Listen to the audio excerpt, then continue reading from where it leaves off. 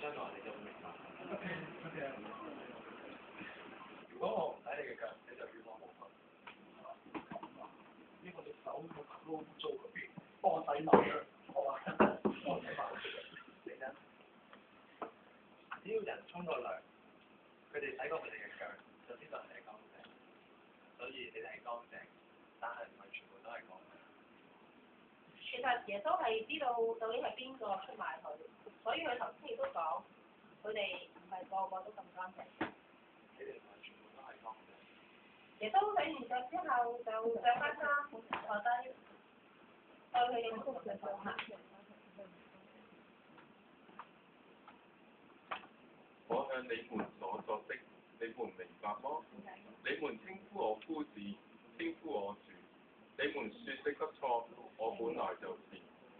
我是你們的主，你們的夫子，尚且洗你們的腳，你們也當彼此洗腳。